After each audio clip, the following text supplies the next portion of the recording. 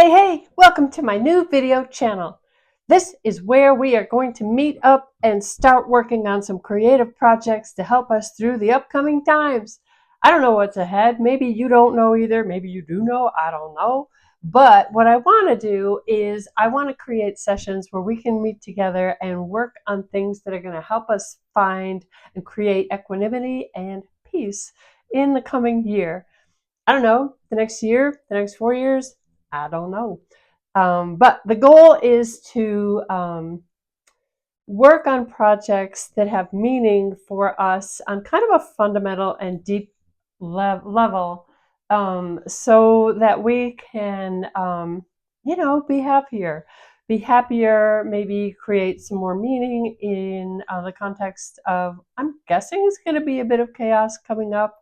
I don't know. We all got through COVID, right? And that was a challenge. And I assume that there are future challenges. And so rather than let everything kind of weigh me down and make me feel horrible, I'm sort of working on a concept that I mindfully and meaningfully add elements of joy into my life in a variety of ways. Maybe it might be art, maybe it might be deep considerations of various topics.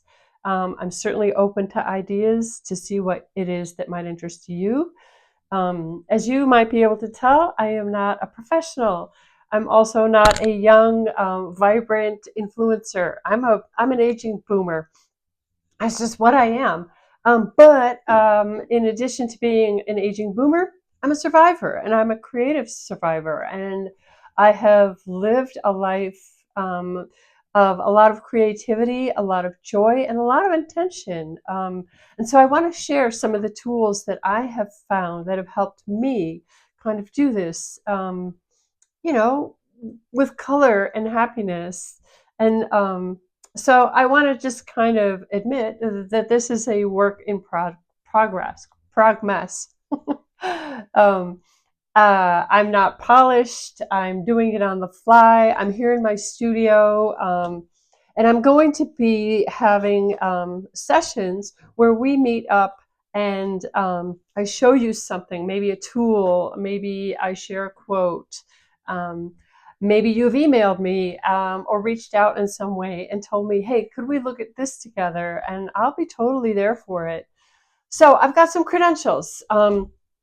In addition to decades of making art professionally and also personally therapeutically, I also studied providing art as a concept therapeutically last year with a really wonderful organization out of London, England. And so I am now a certified therapeutic arts facilitator. I'm not an art therapist. That's a completely different thing. That's, many years of schooling and thousands of years of hands-on practicing with people. I think what we would call me is something more of an art coach with all of my thousands and thousands of years living and working creatively. I'm also able to coach people, and I've done that through teaching workshops and doing things online and also writing some books. So I've got some chops, and I really enjoy sharing, right? It's one of the things that brings me a lot of happiness. So what are some of the types of things we might be doing? Well, we might be working with some art prompts and coming up with paintings or drawings that we look at. These aren't meant to be some sort of a wonderful thing that you're going to put on a museum wall. No, what we're going to be doing is creating works of art that actually help us divine some meanings that we carry with us about our own concepts. That's the sort of gift of therapeutic art, or using art therapeutically. Another thing that we might be looking at, this is something I've done for myself for this year, is creating a bingo card of personal goals. And the idea here is to come up with 24 different things that you find challenging, goals or challenges for the next year. And then giving yourself bingo anytime you complete a line, right? You've got a free one in the center there. That's fantastic.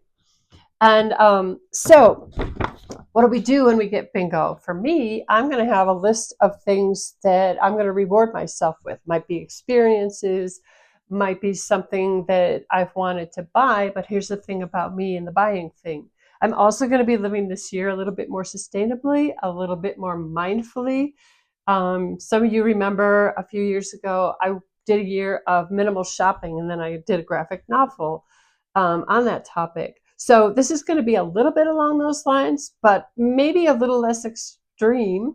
But keeping in mind, any purchase that I make, I want it to be sustainably created, maybe also made by artists. I certainly don't want any more plastic.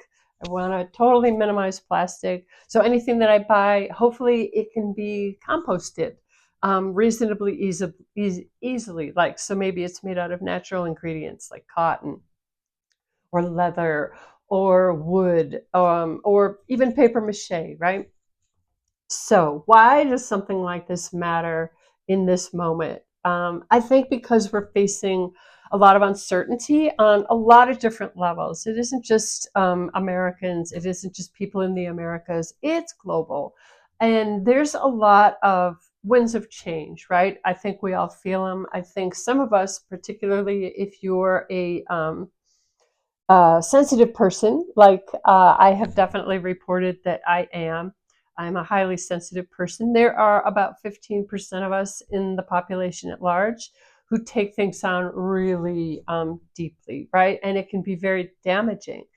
Um, Normal people maybe hear a bad event on the news, and y'all are able to move on pretty quickly, but some of us take that stuff in deep, and it will ruin our sleeping patterns for, I don't know, it could be days, even weeks, right? So the idea is to meet together in a safe and creative and inspired space, and just kind of work through things together. And I'll kind of be a guide, and I'll be exploring right along with you. And join me if you're interested. Ask me questions. Reach out. Challenge me. Give me feedback. I'm here for you, and I want us to be together.